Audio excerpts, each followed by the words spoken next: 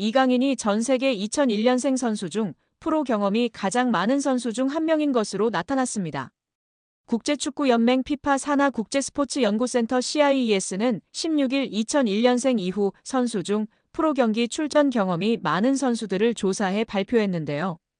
이강인은 전 세계에서 활약하는 2001년생 선수 중 프로 경기 경험이 6번째로 많은 것으로 나타났습니다.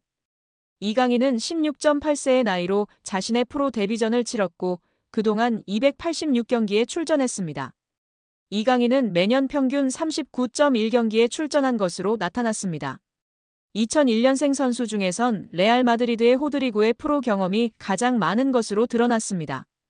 호드리구는 379번의 공식 경기에 출전했고 해마다 평균 50.9경기에 출전한 것으로 나타났습니다. 2001년생 선수 중에선 호드리구에 이어 레알 소시에다드 쿠보의 프로 경험이 두 번째로 많았고 나이트, 사카, 알베르토가 뒤를 이었습니다.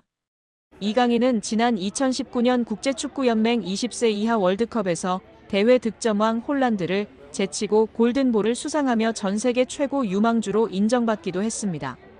벨기에 신성 케털라러는 이강인에 이어 전 세계 2001년생 선수 중 프로 경기 경험이 7번째로 많은 것으로 나타났습니다. 이어 이강인의 파리 생제르맹 동료 크바라츠헬리아가 전 세계 2001년생 중에선 8번째로 프로 경험이 많은 것으로 드러났습니다. 2002년생 선수 중에선 레알 마드리드의 카마빙가의 프로 경기 경험이 가장 많았고 리버풀의 흐라벤베르흐가 뒤를 이었습니다. 2003년생 중에선 레알 마드리드의 벨링엄과 바이에른 뮌헨의 무시알라가 프로 경기 경험에서 나란히 1위와 2위를 기록했습니다. 지난 겨울부터 아스널과 노팅엄 포레스트, 토트넘 호스퍼 등 EPL 구단과 꾸준히 연결된 이강인은 최근 맨유와 다시 접점을 구축하며 올드 트래포드 입성 가능성이 제기되고 있습니다. 크리스탈 팰리스가 아울러 언급되긴 하나 현지 매체는 자본력에 앞서는 맨유가 이강인 영입 전 선두를 꿰찰 것이란 전망을 내놓았습니다. 아모링 맨유 감독까지 이강인을 높이 평가하며 동향을 주시하고 있는데요. 파리 생제르맹 소식을 전문적으로 다루는 VIPSG는 이강인과 PSG는 이제 끝났다. 이강인은 루이스 엘리케 감독의 차기 시즌 구상에 포함되지 않을 확률이 높다면서 그럼에도 이적 시장에서 높은 평가를 받고 있다. 맨유와 크리스털 팰리스를 포함한 여러 EPL 클럽이 그의 상황을 면밀히 주목하고 있다고 전했습니다. 프랑스 풋1도 지난 13일 이강인의 플레이 스타일이 이적 시장에서 큰 관심을 끌고 있다며 아모링 감독은 이강인을 높이 평가한다. 자신의 전술 체계에 잘 맞는 선수라 확신한다고 보도했습니다. 아모링은 3백을 기반으로 2명의 중앙 미드필더를 배치하는 포메이션을 즐겨 쓰고 있습니다. 센터백과 중앙 미드필더가 1차 빌드업을 수행하는데요. 좌우 측면의 윙백은 상대 진영 깊숙이 전진하는 공격적인 포지셔닝으로 전방의 윙어와 하프 스페이스에서 수적 우위를 확보하는 전술입니다. 이강인은 미드필드 전 지역을 소화할 수 있는 멀티성이 특장점입니다. 주 포지션인 중앙 공격형 미드필더는 물론 좌우 측면의 포진에 3톱으로도 기용 가능하고 폴스 9, 세컨드 스트라이커 경험도 있습니다. 창의적인 패스와 유연한 위치 소화 능력을 지녀 아모링표 축구에 부합하는 퍼즐로 꼽힌 것으로 풀이되고 있습니다. 풋1은 PSG 역시 높은 이적료 수익을 기대하며 이강인을 둘러싼 분위기를 긍정적으로 보고 있다면서 맨유는 크리스탈 팰리스보다 훨씬 큰 자본력을 보유한 클럽이다. 이강인 영입을 위한 준비가 재정적으로 완비돼 있다며 신임 감독의 호감과 자본 측면에서 이강인의 맨유행 가능성을 점쳤습니다. 물론 사우디아라비아와 연결도 여전히 살아있는데요. 이강인을 사우디 프로페셔널 리그를 대표하는 차세대 슈퍼스타로 육성하길 원합니다. VIPSG는 현재 가장 구체적인 이강인 영입 제안을 건넨 곳은 사우디 구단들이다. 매우 경쟁력 있는 급여를 제시했다. 트랜스퍼마르크트가 추산한 예상 이적료 3천만 유로 약 483억 원의 몇 배가 넘는 금액을 제안한 것이라고 알렸습니다. 풋1도 복수의 사우디 구단이 PSG와 이강인에게 거액의 오퍼를 제시할 준비를 마쳤다고 전했습니다.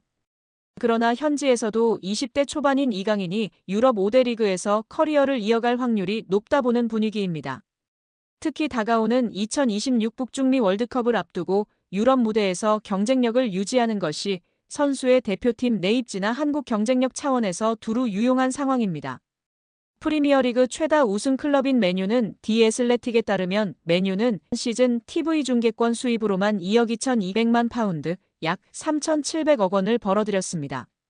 이는 일부 프리미어리그 클럽의 연간 전체 수입과 맞먹는 규모입니다. 아디다스와의 스폰서십 계약도 2035년까지 연간 9천만 파운드 약 1,500억 원을 지급하는 장기 계약을 맺고 있습니다. 다만 강등 시 금액을 50% 삭감하는 조항이 포함돼 있습니다. 아디다스는 한 시즌 사전 통보 후 계약을 파기할 수도 있다고 알려져 있습니다. 맨유의 연봉 총액은 3억 6,500만 파운드 약 6,100억 원입니다. 이는 하루 100만 파운드 약 17억 원을 지출하고 있습니다. 대부분의 프리미어리그 구단이 강등 시 50% 임금 삭감 조항을 두고 있지만 맨유는 이런 조항이 없는 것으로 알려져 있습니다. 한마디로 미친 듯이 돈을 뿌려대는 클럽입니다. 최근 곤두박질 치는 성적 등 어려움으로 인해 직원 구조 조정 등을 시행하고 있으나 그래도 이강인이 입단 시 현재 받는 연봉의 2배는 받을 것으로 예상하는 적이 지배적인 상황입니다. 한국 축구 국가대표팀 주장 손흥민을 협박해 금품을 뜯어낸 일당이 구속됐습니다. 법적으로는 엄연한 피해자인 손흥민은 이번 사건으로 개인사가 드러나면서 대중적 이미지 손상이 불가피해진 상황인데요. 서울중앙지방법원 윤원묵 부장판사는 지난 17일 오후 이시 공갈 혐의를 받는 20대 여성 양모 씨와 공갈미수 혐의를 받는 40대 남성 용모 씨에 대한 구속 전 피의자 신문 영장실질심사를 진행한 뒤 증거를 인멸할 염려와 도망갈 염려가 있다며 구속영장을 발부했습니다. 양 씨는 손흥민의 전 연인으로 알려졌으며 지난해 6월 임신했다는 사실을 근거로 손흥민에게 3억 원을 갈취한 혐의를 받고 있습니다. 경찰에 따르면 양 씨는 춘천 손흥민 축구센터에 태아 초음파 사진을 보내며 임신 사실을 폭로하겠다고 협박한 뒤 돈을 받고 나서는 임신 사실을 외부에 알리지 않겠다는 취지의 각서를 작성한 것으로 전해졌습니다. 이후 양 씨와 교제하게 된 용 씨는 올해 3월 손흥민 측에 접근해 7천만 원을 요구했으나 미수에 그쳤습니다. 약 3개월간 협박을 받아온 손흥민 측은 결국 강경하게 대응하자는 결정을 내린 것으로 알려졌습니다.